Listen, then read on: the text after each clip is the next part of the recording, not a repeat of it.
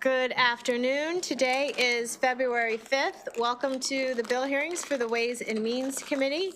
First, calling House Bill 477, Delegate Chair Barnes. Do you have anyone with you? Yes. Delegate McCaskill, would you like to come forward too? Is that okay? Thank you. Thank you for having me. All right. Madam Chair.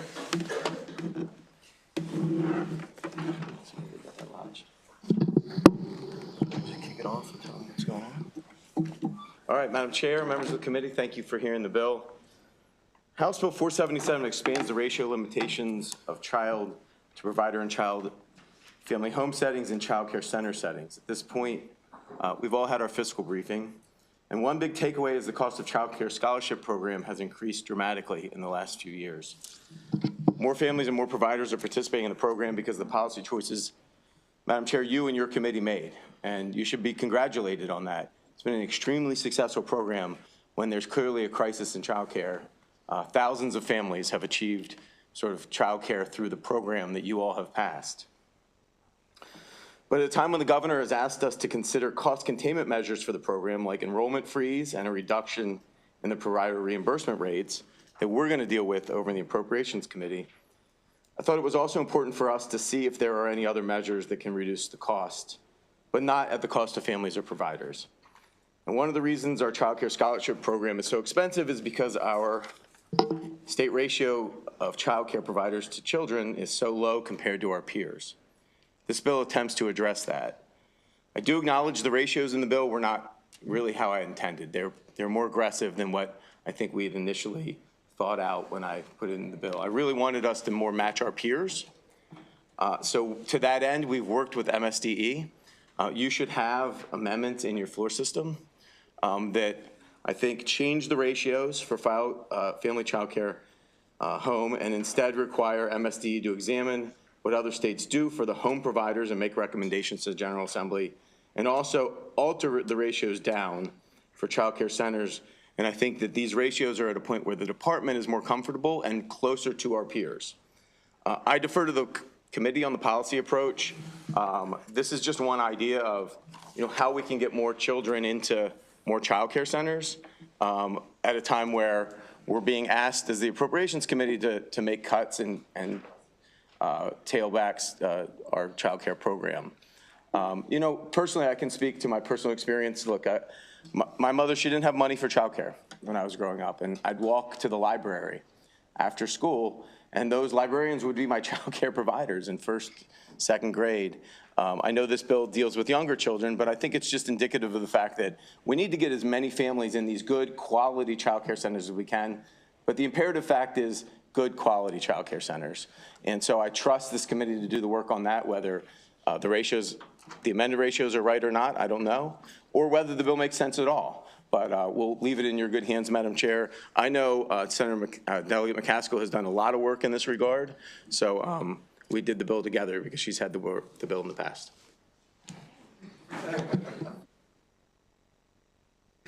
Thank you all for having me, Madam Chair, Madam Vice Chair, the distinguished members of the Ways and Means. For the record, I am Delegate Alethea McCaskill. I'll say ditto to my chair. And just note that this is literally not a mandate. It's enabling for our providers and at no cost to the state. So just try, we can keep that in mind. But I do know that we need to do something, especially with prior to COVID, then with COVID, and now with Blueprint. We are at a place now for providers are deciding whether they should close their doors or not, and we want to make sure that we give them opportunities to expand slots to families. Thank you. Okay, are there any questions from the committee? Delegate Plakovich-Carr. Thank you, Madam Chair. Thank you, Chair Barnes. Thank you, Delegate McCaskill. I know this is well-intentioned legislation, and I share your concerns about affordability for childcare.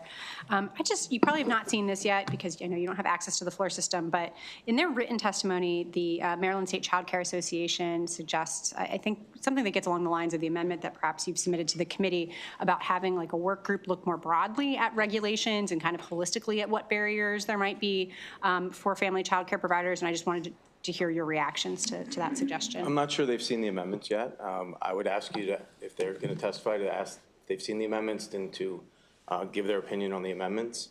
I'm going to leave it there. Delegate Ebersol. Thank you, Madam Chair, and welcome to my district mate. Nice to have you here. I think there's a child care in our district, isn't there? In fact, that's relevant here. I just want to know, are you jealous that I'm on Ways and Means and you have to be in Appropriations? I'm gonna say no comment since I'm in Ways and Means. No comment, Delegate? My mom always said, if you don't have anything good to say, just don't say it. Are there any other questions? Okay, thank you. Thank you, Madam Chair. Mr. Thank you, Chair. Committee. Thank Appreciate you. Oh, Delegate Roberson had a question, sorry. I had to think it through. I apologize, Madam Chair, for the lateness. But just so I'm clear, the amendment would change it, because initially how it's proposed, it was 1 to 4. Yeah, I think it. So the amendment goes, It changes the age groups a little bit, 7 to 2, 3 to 1, depending on your age group, 0 to 1 and 1 to 2. got you. It should be in your floor system, but I can have a Yeah, copy. no, I see it here. I just wanted to make sure I was clear. Okay, thank you. I definitely appreciate the bill as written. I'll say that for the record. Thank you. Thank you. Okay, we'll let you go run your committee. Thank you, Okay, Mr. Chair. Thanks, guys. Okay. That concludes the bill hearing on House Bill 477. Delegate Frazier Hidalgo, House Bill 129. Oh. Not on here. Oh, yes, Ms. Morrow.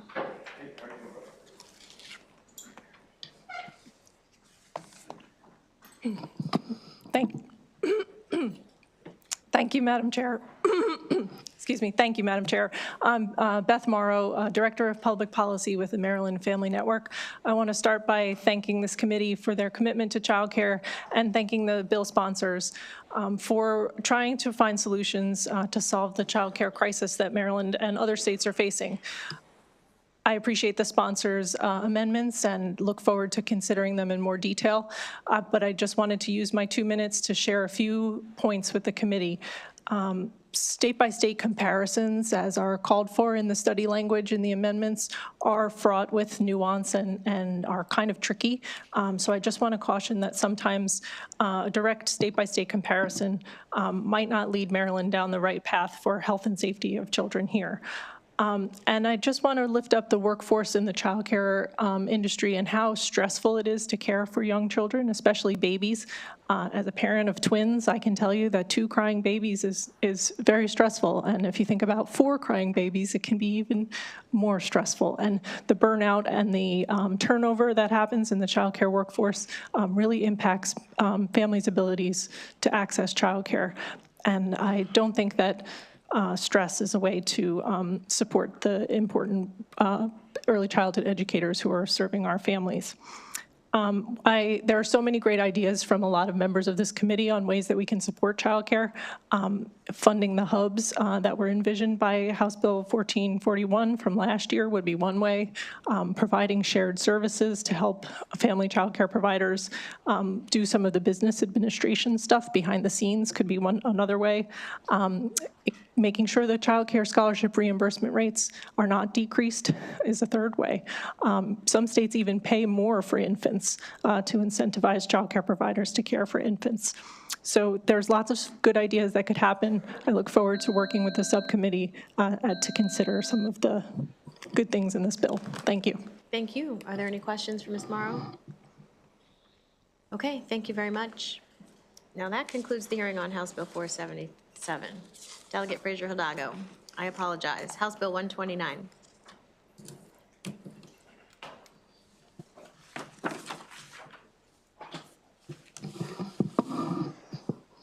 Thank you. Thank you, Madam Chair. Madam Vice Chair, members of the committee, thank you again. This is my last time before you this session, I promise. I know. Oh, I can make something up and come back if you want.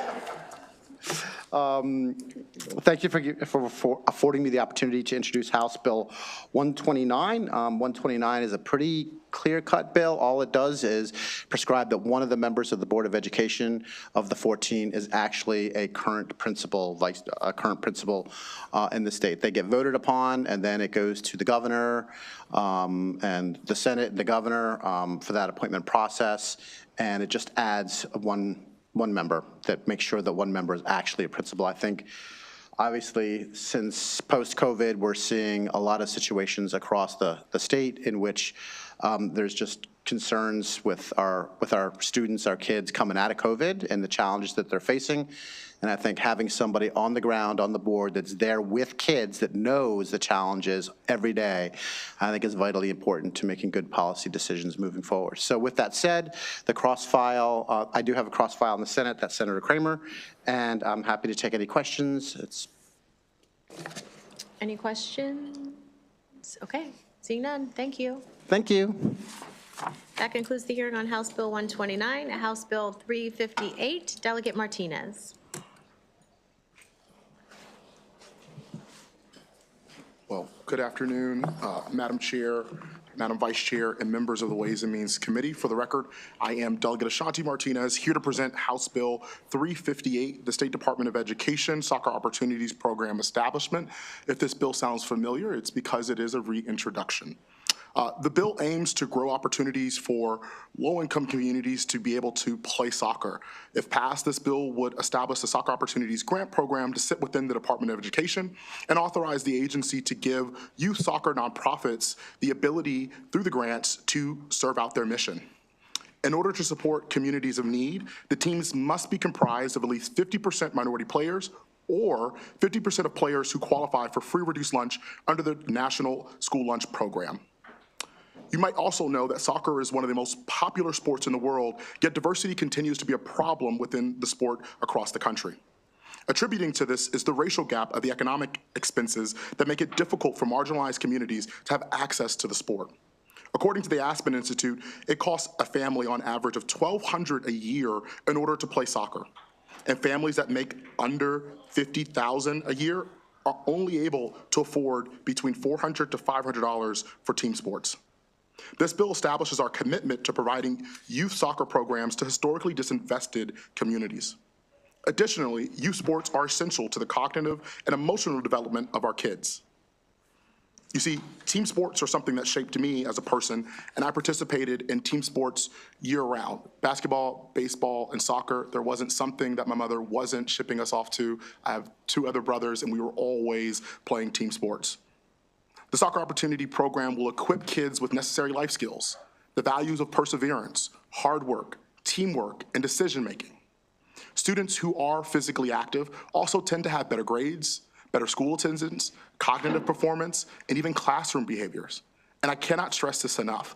I wouldn't be a member of this body if it wasn't for the opportunities I was given to participate in team sports. Being able to have the opportunity is so essential, and this bill renews our commitment to make sure that all communities have access to the sport of soccer. I truly believe that Maryland children are entitled to opportunities that will define their destiny. A similar program that you may also be familiar with is the Cross Opportunities Program that was passed by this very committee a few years ago, and it's been a huge success. This legislation ensures that children have the opportunity to participate in sports, and the establishment of this program will serve greatly for future generations throughout the state of Maryland. I strongly urge you all to support House Bill 358. The bill this year is in a different posture than last year in that we only have a 3-year sunset on the bill instead of making it something mandated annually. Part of the reason is that myself and the Senate cross-file felt like we could just do our jobs in 3 years and come get it passed annually because it's going to be that successful. And so I look forward to your favorable report of House Bill 358.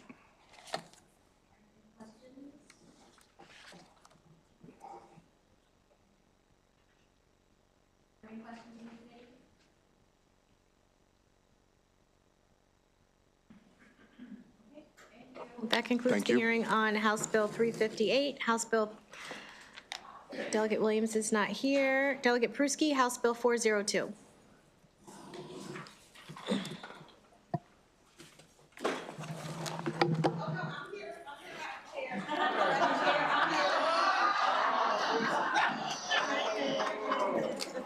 Thank you for being a good sport, Delegate Pruski. We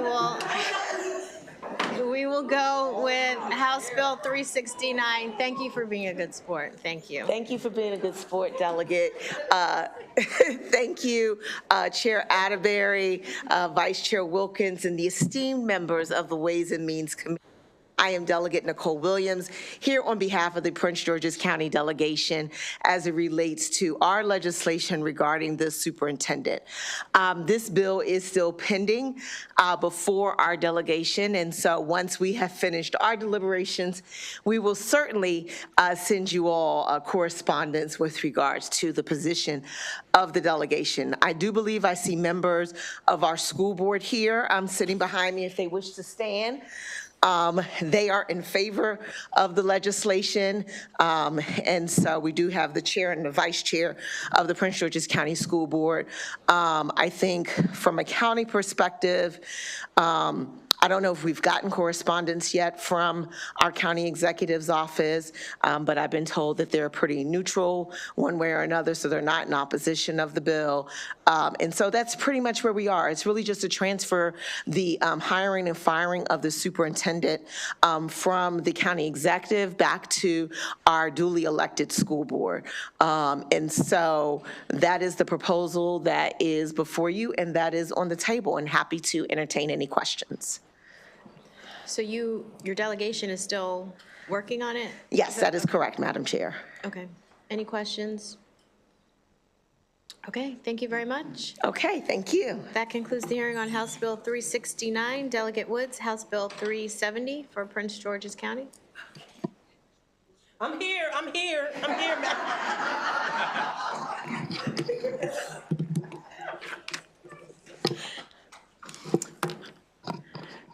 Good afternoon, Chair Atterbury, Vice Chair Wilkins, and the distinguished members of this Ways and Means Committee.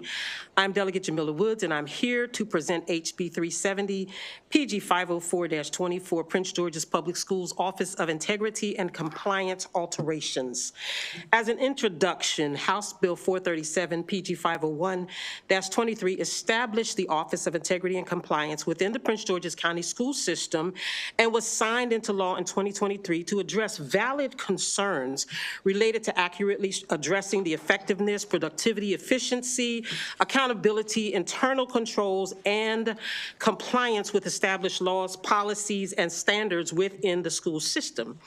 This proposed legislation, House Bill 370, PG 504-25, is presented to you today to enhance the existing legislation and to further nurture an overall organization cultural of integral accountability. It is designed to provide the specificity that ensures clear policies for governance, communication, and compliance standards, outlines priorities, and paves the course for more effectual project implementation.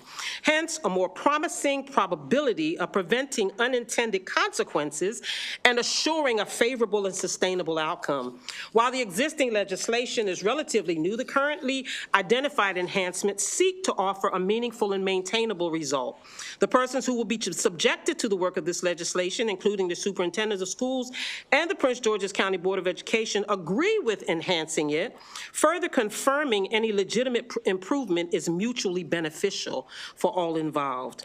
Unfortunately, we have witnessed the results of being reactive as opposed to proactive historically, including the not so distant past, in assuring the needs of our constituents are being met both in our county and in this state of Maryland. While I'm confident the lawmaker who created the initial legislation provided valuable insight and knowledge and justification of the need for the changes that led to the creation of this legislation, which included impressive notions to ensure integrity, compliance, and a sustainable outcome, this added verbiage is designed to assist with concerns the legislation would benefit by being more specific with enhancements that address how to carry out and outline more specific strategies. The proposed enhancements include 14 specified additions, modifications, and/or removals with rationales that include the elimination of conflicts of interest, streamlining streamline the process, drive increased clarity, enhance transparency and fiscal responsibility, and institutionalize risk management practices, promoting accountability, eliminating duplicity, and providing greater transparency for the public. For this reason, I am requesting a favorable response for HB 370, PG 504-25. Thank you. Are there any questions? Thank you, Madam Chair. So the integrity officer looks like they'll be appointed by the county executive if this will pass rather than the county council. That is correct. What's the reason we would go to the county executive rather than the larger body? But what I want to be clear about is while it's going to the county executive, the county council still has a valuable input in this. So we just feel like it would be more strategic to have the county executive make this decision, but she is receiving the input of the county council. And there's no interest in having the board appoint someone instead, since it is integrity within the schools? Well, the board themselves are recommending that it's the county executive as opposed to themselves. And I think that also helps to rule out any conflicts of interest also. Okay, thank you. Are there any other questions? I think I'm a little confused. Is this getting rid of, so the legislation just passed not too long ago. In 2023, yes, ma'am. Is this getting rid of that position? Or Absolutely just not. creating a significant amount of constraints on that person?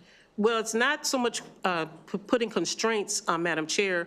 The concern that was shared with me and that I agree with was that there was not enough specificity.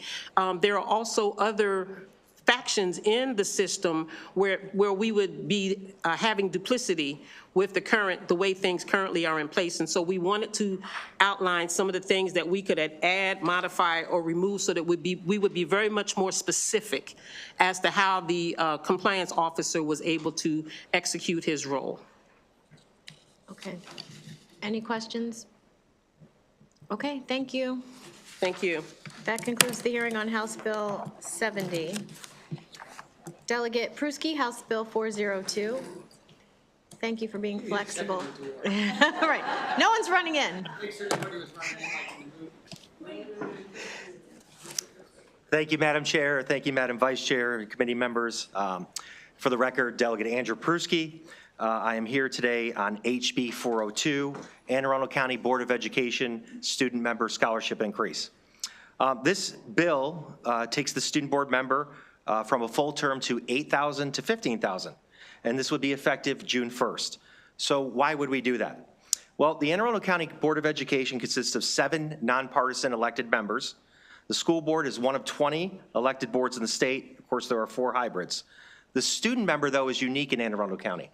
They actually have full voting privileges, including personnel, budget, and any other type of executive sessions that the board participates. Currently, a student board member only receives $8,000 applied towards their higher education cost. For the non-student board members that are nonpartisan and elected, the president of the board receives $17,000, the vice president receives $16,000, and the non-officers receive $15,000. This bill recognizes the student board members' work. So what does this bill do? It obviously brings the parity with the board. This committee and others in the General Assembly actually passed the increase for Anne Arundel school board members years ago. I have spoken with the Anne Arundel County Board of Education, and I am expecting a letter of support. In addition, the funding authority, which would be the county council and county executive, I've also had conversations and they remain neutral, and I'm also expecting a letter of support as well. The Anne Arundel County delegation, unfortunately, has not heard this bill. I am the chair of the delegation, but it will be heard this Friday, and I'm anticipating, hopefully, that there also be a letter of support. This is cross-filed with Senator Simon Eyre, but obviously we'll wait and see what happens. But please note in your testimony, in your system, there are several letters of support for this initiative, and I respectfully ask for a favorable report. Thank you, Madam Chair. Are there any questions from the committee? Delegate Wims. Thank you, Madam Chair. Thank you for bringing the bill. The only question I had, as of today, does the board member receive $1,000? How much does the board? $8,000. So the regular school board members, nonpartisan members that are non-stu board members get $15,000. Of course, the president and vice president get more because obviously of their job. But right now, the student board member receives $8,000 towards a scholarship for their higher education. So this increase would be $7,000, making it equivalent with the other board members to $15,000. Okay, then the last question on that, would that go to their scholarship for them to go to college? That is correct. Okay. Yes, sir. Thank you very much. Thank you. Madam Chair. Any further questions? Okay, thank you very much. Thank you, Madam Chair. That concludes the hearing on House Bill 402. Joining us for House Bill 420, Delegate Plakovich-Carr. We have members from the Ways and Means Committee, Delegates Chisholm and Delegates Alston. Thank you for joining us. I'm sorry? What did you say? Joining us from the HGO Committee, sorry. Yes. So if you have any questions, just pop up, let me know. They're welcome Thank to you. use my seat, Madam Chair. This is what I'm sorry, my son is texting me, he has a stomach ache. He had a half day today, so I'm like, Aw. I'm trying to multitask. And if my witness, Liz Elliott, could also join. All right, but I'll get started. Good afternoon, colleagues. For the record, I'm Delegate Julie Plakovich-Carr, here to present House Bill 420, which will protect students and children who have severe allergies. And let me be upfront and say, you've heard several bills from me over the last couple of years about food allergies, and I was not planning on bringing a bill this year. But things changed in August when the Food and Drug Administration approved a new life-saving medication to treat anaphylaxis, which is a life-threatening allergic reaction. Basically, before this new medication was approved, the only option for treating a child or an adult who was having one of these life-threatening allergic reactions was to inject epinephrine, this is actually one of my son's EpiPens, into leg muscles with an auto-injectable epinephrine device, better known as an EpiPen in many cases. But this new medication is much simpler to administer. There's no needle involved. It's just a nasal spray. It gets sprayed up someone's nose. So all this bill does is update the terminology in state law so that either of these FDA-approved medications can be used in an emergency.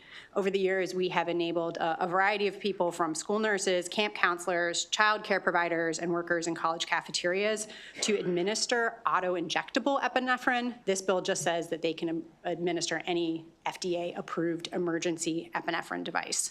And we tried to draft the language generically enough so it future-proofs our state law should the FDA approve additional medications, which might actually happen again in the near future. And lastly, I do just want to acknowledge, even though she's not in the room, Delegate Pam Gazzoni. It turns out she was also working on this same bill, and she was very gracious and allowed me to move forward with mine and withdrew hers when we found out that the bills were coming to the Ways and Means Committee. But I just want to acknowledge her leadership on this issue, too. So, you know, in sum, I think this is just a bill that's going to make sure the prior work of this committee continues to stay up to date with medical advancements. Thank you. Good afternoon. I am Elizabeth Elliott, the president of the Maryland Association of School Health Nurses, and it's really good to be here today in this setting because my mission is to help our state's kids grow into healthy and thriving adults. And really, this bill just updates existing legislative language to allow for additional FDA-approved forms of emergency epinephrine to be used to stock bronchodilators in Maryland schools. The law is already on the books. This is actually a Neffy trainer, and it is much smaller. It just goes up the nose, one puff and you're done, versus a shot in the leg.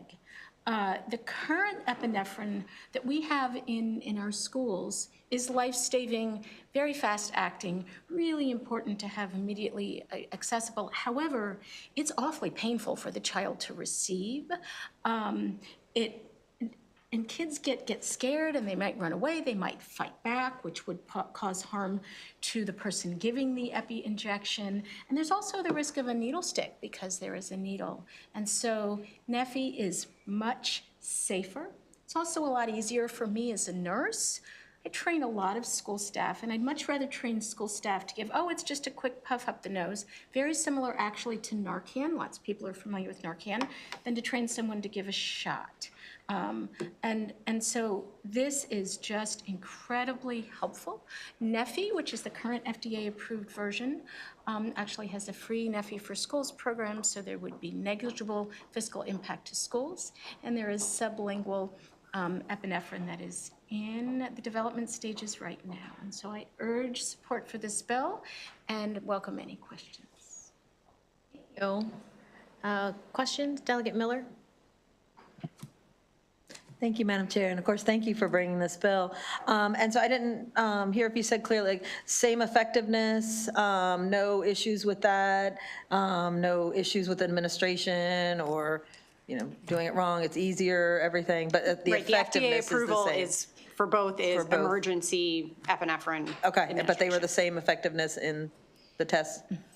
I can't speak to that specifically, but the fact that the FDA approved it for the same situation. Right. Okay, all right, I can look for studies for that. And then the NEFI for the school program, because that was a huge hurdle and a huge cost when we Yes. first did this. Yes, so NEFI actually has a NEFI for Schools program that is, they got up running on the website pretty quickly after FDA approval. The one caveat is that they will provide free NEFI to schools if it's approved by state law.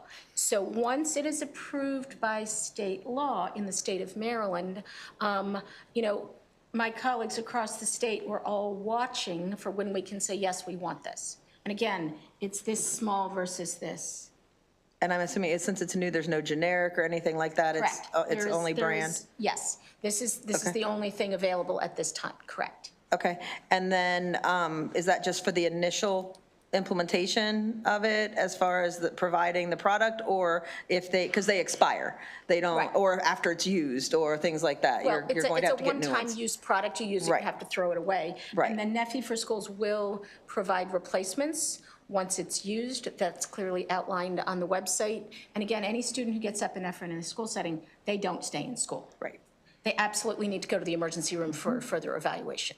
All right, thank you. Thank you very much for being here. Any other questions? Okay, seeing none, thank you very much. That concludes the hearing on House Bill 420. Thank you to our friends from Health and Government Operations for joining us, and Delegate Lopez was here as well. Thank you. Delegate Plakovich-Carr, House Bill 415.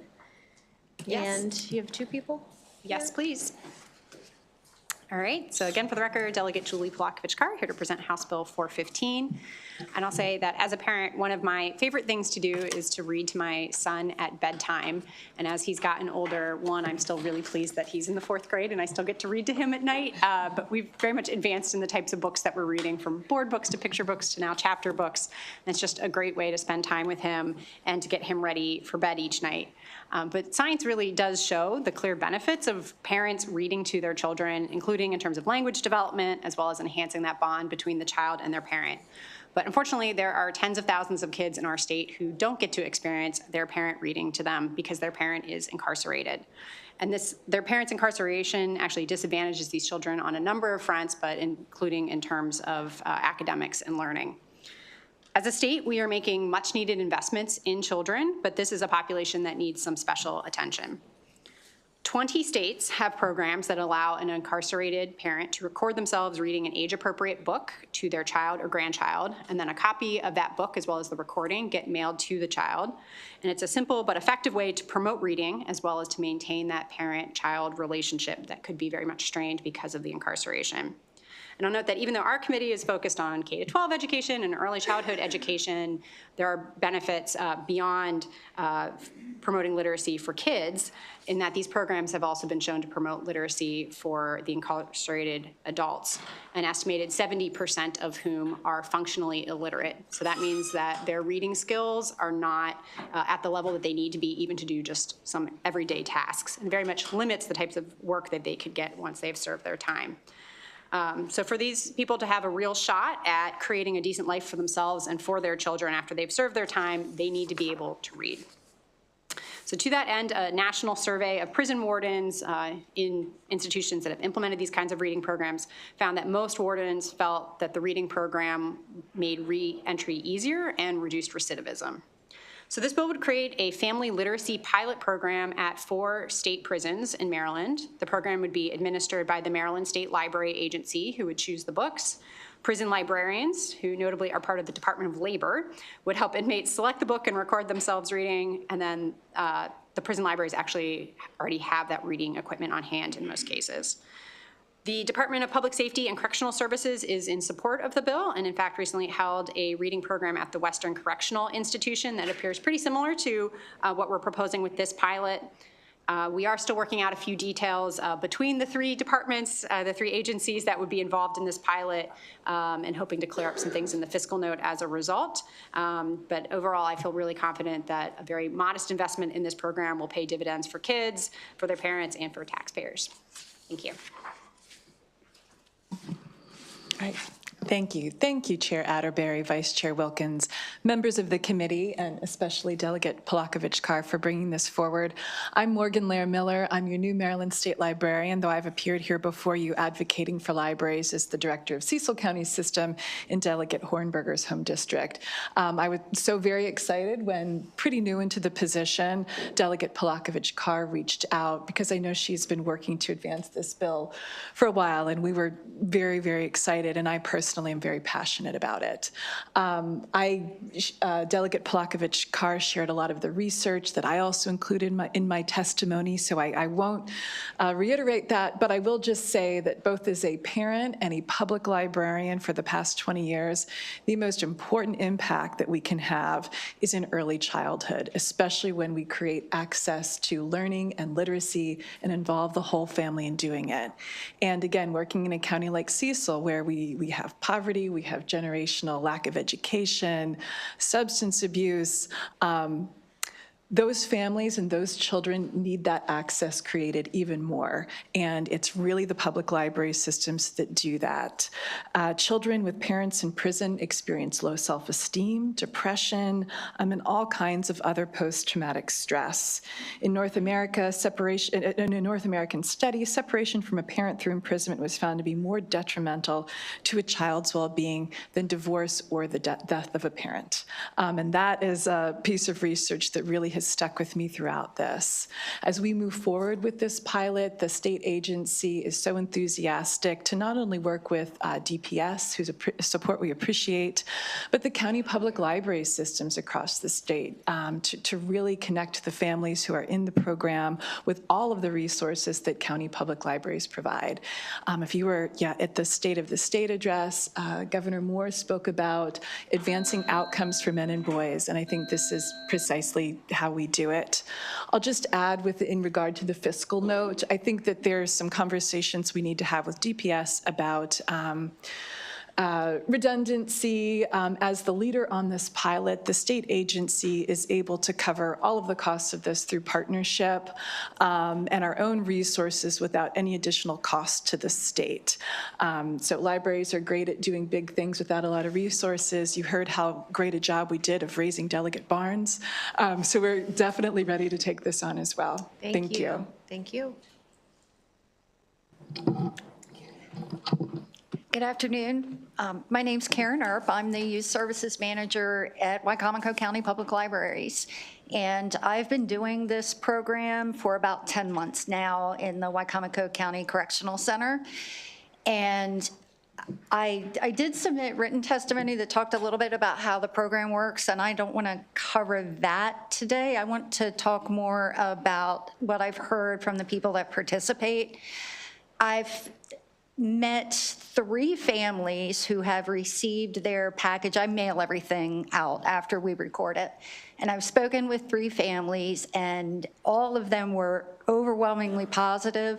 The good thing about this program is that it gives their kids, their incarcerated parents' voice that they can carry around with them and listen to it whenever they want to. I've been told they take their books to bed with them, and it's just wonderful. I had a gentleman who recorded a book when he was released from the correctional center. He was planning to move out of state, but before he left, he stopped at the library to thank me for coming to help him. And that made me cry. These people make me cry all the time. It's an absolutely wonderful program. It's the only program that I do with adults because I'm a children's librarian. And even though in the back of my mind I know I'm doing it for their children, it feels like such an amazing thing to do for these people that have so little. And if we could do this all throughout the state, I can't imagine how many people we could help with this. This would just be amazing. I hope this happens. Thank you. Are there any questions from the committee? Okay, thank you very much. Oh, you guys need to be quicker on these buttons. I mean, I'm trying to take my time looking around. Delegate Madam Nguyen. Chair, thank you. Just one quick question. Do you identify the 4 institutions that will be in, or is that? No, the bill does not specifically say there should be geographic representation, and both, at least one women and one men's institution get. Okay. Thank you, Madam Chair. Thank you. Any other questions? Okay, thank you. Thank you, Delegate Plavkovich-Cart. That concludes the hearing on House Bill 415. Delegate Willock, House Bill 457.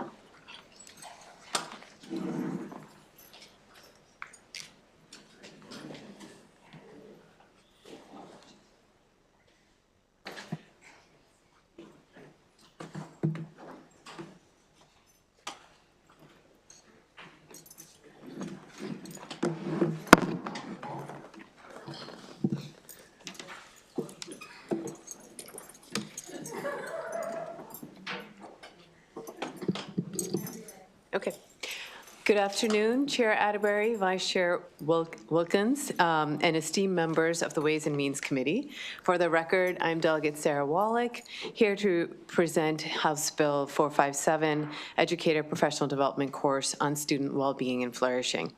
House Bill 457 asks the Maryland State Department of Education to offer an asynchronous professional development course on well-being and well-being pedagogy. Furthermore, it requires that the course be comparable in tuition as any other course that is being offered, so not any more expensive, and that teachers who take it can accrue credit towards maintaining their license. Teachers and administrators are not required to take the training. The bill simply asks that this course be made available to them. The reason this course would be invaluable is threefold that I will speak to, though the panelists will address others. The first is that since before COVID-19 and afterwards, behavioral issues in the classroom have increased substantially.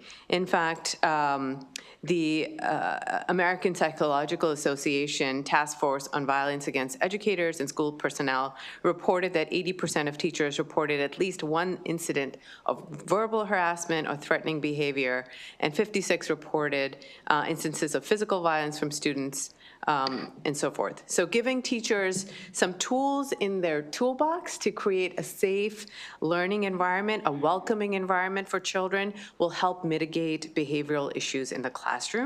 And as the governor just spoke about in the State of the State, we have a teacher shortage. One of the reasons contributing to teachers leaving the work is because of behavioral challenges, and so equipping them with tools to cultivate the whole child in their classroom will set up a learning environment that will be successful for everyone involved. From the child's perspective, children are experiencing anxiety, depression, and behavioral issues, and having a teacher who understands really what it takes to be well, right, is going to be really critical for them as they develop. Unfortunately, 21% of adolescents reported experiencing anxiety in the previous 2 weeks when they were surveyed. 17% reported having experienced depression. Among high school students, 40% responded to feelings of sadness and hopelessness. 20% reported seriously contemplating suicide. So our children, we are in the middle of a mental health crisis. And again, having a teacher in the classroom who can understand and create an environment where they can thrive is essential. The last point I'll bring up is that you may recall in the House chamber last year, we had a wonderful visitor who was the Teacher of the Year. She was selected, by her peers for her work on well-being. So there is a real appetite in our workforce to understand this and learn from it and bring it. They lifted her up as an example, so I just bring that to your attention. I did want to point out that there was an error in drafting of the bill.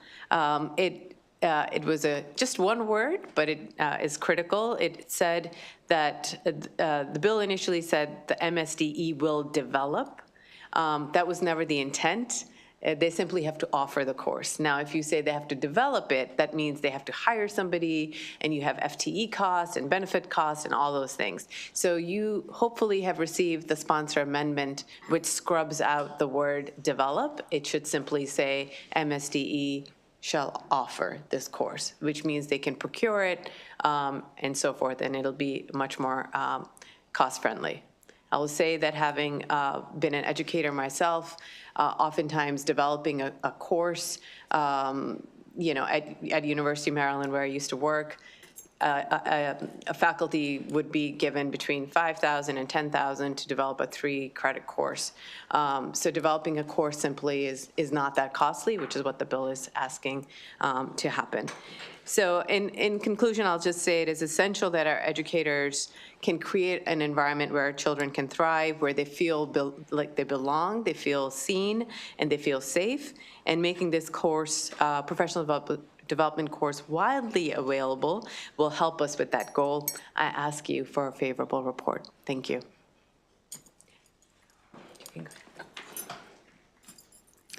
Good afternoon, everyone. My name is Khalil Kirkendall, and I'm here today in support of HB 457. As an educator and a gender economist with over 20 years of experience, having worked globally in places like Africa, India, and Asia, supporting youth organizations in designing and delivering high-quality education programs, my expertise is really around program evaluation, youth engagement, and mindfulness. Currently, I serve as a mindfulness education specialist and contractor for Montgomery County Public Schools. I have taught in the classrooms, coached teachers, trained administrators in stress reduction, mindfulness-based teaching, and leadership. Additionally, I've helped to co-develop the Montgomery County Public Schools mindfulness curriculum for secondary education. I've also been an adjunct professor at the George Washington University Milken Institute, where I teach classes on wellness, mindfulness, and stress management. Today, I would just like to talk about the cost-benefit of funding this type of bill based on my experiences within the classroom, working with the students, working with the teachers, as well as the parents in the community. I think that this bill addresses the growing mental health crisis, which Delegate Wolick just spoke about. It also gives us a holistic approach to education, educating the whole child, the mind, the body, and the spirit. It also helps to enhance student engagement and achievement. By emotionally supporting students, you're more likely to have the students to be actively engaged and will probably see more of a retention rate. This bill also helps to strengthen the school climate and staff well-being, as well as, it's a great bill. Thank you. Thank you. Hi, everyone. Kathleen Wolf, sitting here in support of House Bill 457, and thanks to Sarah Wallach for having me today. As a parent of 3 daughters, one in high school, one in middle school, and one in elementary school, hats off to the awesome teachers our girls have had the privilege and joy to be taught by, encouraged by, challenged, and supported. Teachers show up every day, spending as much time with our kids as with their own, providing acknowledgement and tools to build their confidence and giving students better wellness is important. I'm not sure of the bottom dollar cost, and I acknowledge there are many ways to spend your means, but when I think about a teacher feeling more empowered and more able to support students' well-being, their learning, and their growth, along with the critical opportunity to identify students who are at risk or who might put others at risk. This bill, this investment in both teachers and our students seems not only beneficial, but fundamental. Some of my girls' stories from this past week. My 5th grader's highlights going outside to the courtyard to read with the 3rd graders and petting Coda, the Leonberger therapy dog. My middle schooler describing her school's administrative team, keeping her and her friends in the hallways safe while a fellow student was in crisis. My sophomore mentioning the female security guard now stationed in the girls' bathroom following a fight at school this week. Our world and our children's world is complicated. Building resilience and empathy by promoting wellness is more important than ever. Thanks.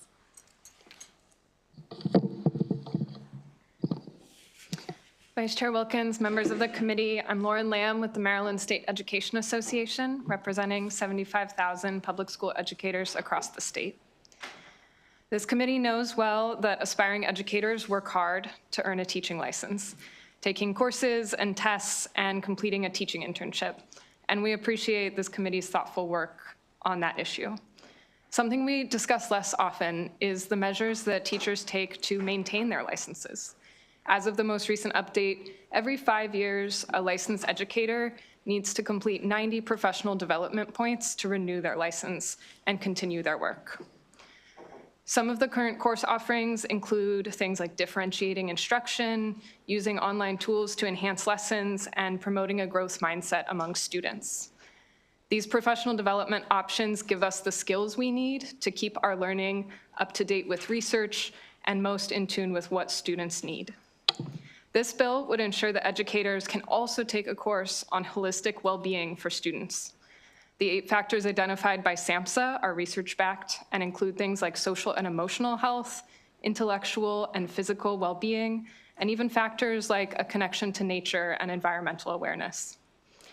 Every educator has heard stories about a time, or experienced stories, I should say, when a student's greatest barrier to learning wasn't academic, but was something else in their life, whether they were hungry or having trouble with friends or facing stressors at home.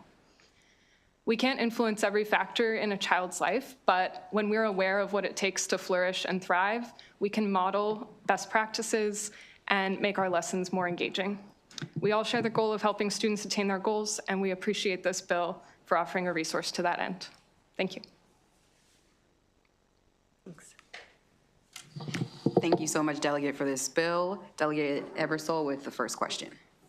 And thank you, Madam Chair. Thank you both. 2 questions, one for 2 different people. First, you made a suggestion, which is a good one, about making the course not one that MSC has to develop, but rather one that could be developed or identified. Have you done, it's hard because you're on the spot. Do you have any idea how much that might reduce the $100,000 or so fiscal note if you were able to do that? Does MSD give you any indication? Appreciate the question. I have the fiscal note here. So the fiscal note, if you look at, is divided by, there's a salary and fringe benefits line, which will obviously disappear if there's no one that needs to be hired. They have $50,000 for contractual experts and then operating expenses of $7,000. So at least it's $57,000 per their calculation. Per mine, it's much less. Like I said, having done curriculum development myself and seen my colleagues do it, the contract to develop a 3-credit course is never more than $10,000. But maybe it's somewhere between my $10,000 and their $50,000. Good, thoughtful analysis. Thank you. Do you envision this being a course that would just be available? A teacher gets a mind that they need some of the professional development points that they need, and they think, you know what, there's this great course. It would be available almost continuously or at any time a teacher wanted it, to use it or an educator wanted to use it. Sort of rhetorical, but is that what you see? That's right. It's the idea is that there's some upfront cost to develop it, but because it's going to be asynchronous, it should be available regularly. And Ms. Lamb, you're probably a little more familiar with this question because when I was a teacher, we had a certain number of credits. Now you're talking about 90 professional development points. Let's just give the committee an idea of approximately how many college credits 90 professional development points might equate to. Can you do that for me, or is that asking a lot? I can't speak to college credits at the moment. I do know that one course that one might take through the MSD online offerings is usually about 15 professional development. Okay, so oftentimes they were 3-credit courses or 2 credits. So if you did that, that's 6, it's 18. I'm making a point that teachers have to take about a semester of courses over the course of 5 years part-time while they're teaching in order to do this. So having a course like this to be able to go to asynchronously might be very valuable, because you would attract them to take it, and look at all the good instruction they get. So that's not a question anymore, is it, Madam Chair? Okay, thank you. Actually, I'm going to pause the questions for a moment because we do have one virtual witness. So let's just go ahead and finish with the witnesses, and then we'll go back to the questions. And I see we have at least 2 questions. So bringing in Deborah Duffy with the Clara Barton Center for Children. Thank you. Good afternoon, and thank you for the opportunity to speak in favor of House Bill 457. My name is Deborah Duffy, and I'm the Assistant Director of the Clara Barton Center for Children in Cabin John. We serve families of young children ages 2 to 5. So why is the administrator of a preschool speaking in favor of training for primary and secondary teachers? In addition to my current position, I was a teacher for 12 years, and I have 4 grown children who went through the Montgomery County Public Schools. In the early years, ages 0 to 5, we focus 100% on a child's well-being, which helps children to begin to build trust and a solid foundation to ultimately becoming resilient, creative, curious, independent, and capable adults. Without that foundation, they are not getting the start that every child deserves. As I'm sure you heard, it's kind of tough being in early childhood education these days, but the one advantage we have over primary and secondary educators is that we already have many MSDE-approved trainings that focus on all aspects of children's well-being. This training is another effective one to add to our toolboxes and to offer to primary and secondary educators. This focus on overall well-being should not stop when a child enters kindergarten. When my daughter was in elementary school, she was going through a difficult time socially, and when I reached out to her school to get her help, I was told, we don't really focus on the social. As long as she's doing well academically, she's okay. And then a few years later, she wasn't okay, and it took several years and a lot of work on her part to get back on track to become the accomplished adult that she is today. I often think that if her teachers and administrators had had more background in this field then, they would have realized just how important her overall well-being was to helping her to become successful. Things have gotten better, but it's scary out there. And we need to make sure that children are more than okay. We need to make sure that they're flourishing. Please support this bill to give primary and secondary educators the tools to finish what early childhood educators have started. Thank you. Thank you so much for your patience and for your testimony. Now that we have all of our witnesses having testified, Delegate Vogel with the next question. Thank you, Madam Vice Chair. Very important question. Professor, did you teach a class at the George Washington University like 8 years ago? Oh my God, yes. I have been keeping my stress in check, I promise. Thank you, Madam Vice Chair. I took the class, okay? Yeah. That is wild. Small world. Delegate Miller. Thank you, Madam Chair. So have you seen a course in your offerings? Because then they can contract to do this course. I'm really glad that you did have the amendment, because when I first read the bill, that did give me a little bit of a shock there on how that would be developed. Yeah, so I'm glad you did that. And then, so have you seen a course that encompasses this, or will, as to Delegate Ebersol's point, will this be something that has to be developed? And I was thinking, a university level would be probably a good place for it, obviously, so. Appreciate the question. My team and I, we went through all the courses that are being offered in our state, and we didn't identify one that was covering well-being. So this would be a really positive addition to what we're offering our teachers. And of course, it's not limited to teachers. Administrators can, in my opinion, probably should also take advantage of it if we do make it available to them. But this, this content exists. It's based off of a framework that is well established nationally. Also adhered to in higher education. So, we're sort of connecting the dots between our speaker who just talked about early childhood and what's happening in higher education. So now we sort of need to build the bridge so that it's continuing, actually we're not falling off in the K through 12 space. And so developing it, or procuring it, there are vendors out there who would be able to do that in short order. So you've seen it at the national level, you've seen the courses offered? There's a lot, yes, there's a a lot of content around well-being. We just don't have it available for our teachers to take and earn credit towards. and like I said, there's an appetite for it, but teachers only have so much time and so many resources. And so they're obviously going to direct it towards curriculum that goes towards their licensure. And even though some of this content may exist, they're not going to necessarily go and seek it outside of this framework of professional development. Of course, of course. And then, so would you like have different courses, like one for more elementary grades and one for more secondary grades? Is that kind of how you would see it structured or offered? So that's a fantastic question.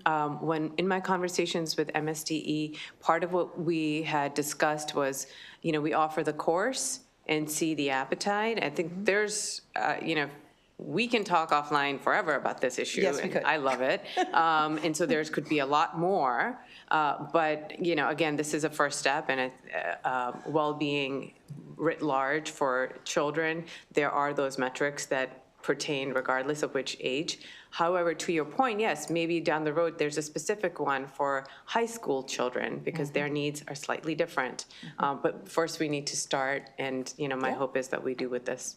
I'm glad you did. And then as you're thinking that through, then some of the parents that we also serve in our school system is we serve homeschool parents and parents in general. So this might be a course, if it were to be able to be offered to families to be able to take advantage of it, I think that would be something great too. So excellent. Thank you. Thank you for bringing the bill. Thank you.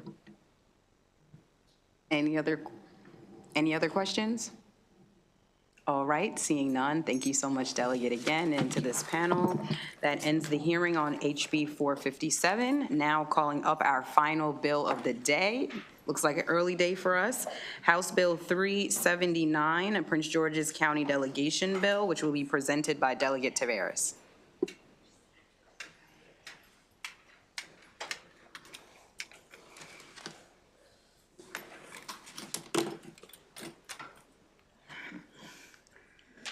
Well, since I'm the last person, I'll keep it short and sweet between you and the door.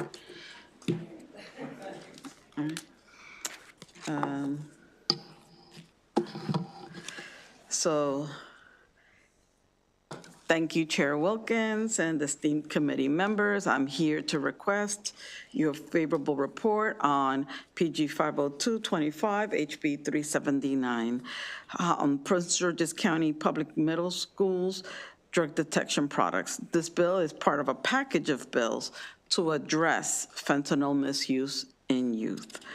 This bill seeks to equip students with the tools necessary to protect themselves from drug-facilitated crimes and rising threat of fentanyl exposure. The proposed initiative will distribute free testing products in clinics, libraries, and bathrooms of middle schools and high schools, enabling students to detect if any powder or pills are exposed to fentanyl, allowing students to make informed decisions and reduce their risk of addiction. The urgency of this bill stems from the alarming rise in fentanyl-related incidents. I can't speak highly enough. At this time, as we speak, there is a shootout and lockdown in one of my high schools at High Point. Many students, unaware of the presence of fentanyl in recreational drugs, are at an increased risk of accidental overdose. By implementing this bill, we can provide an essential layer of protection within our educational institution, thereby decreasing misuse, leading to addiction, as well as market demand. We have collaborated with stakeholders to refine this bill, ensuring that all concerns are addressed. This amendment bill grants schools the flexibility to place drug detection products in locations of their choice. Regarding cost, the Maryland Department of Health has confirmed that these products will be provided at no charge, and another amendment links the availability of the funds from the opioid restitution funds to disruption efforts.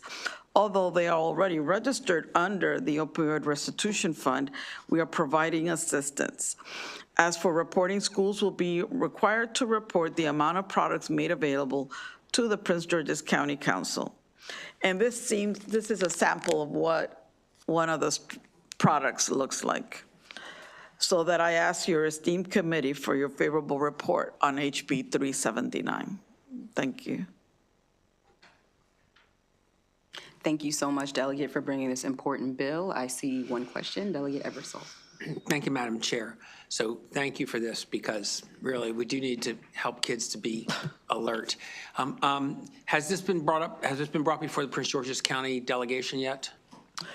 Yes, and we're in conversations, and we're waiting to work with the Prince George's County Public School System in order for us to come to a final conclusion. Yeah, because I'm looking at the fiscal note, and the fiscal note writer suggests about $250,000 a year for this program. I don't know if you feel like that's a reasonable amount, and has Prince George's County Board of Ed weighed in on that expense? I'm sorry, that this is funding that will come out of the fund, or that money coming out of the school system? Well, maybe I didn't read it carefully enough, but the fiscal note suggests it would take about $245,000 a year to fund this program. Well, the money comes out of the opioid restitution fund, because we already provide that, so it doesn't cost school system anything. So we're trying to make sure that we're trying to provide all the things that they need through this program. Okay, thank you.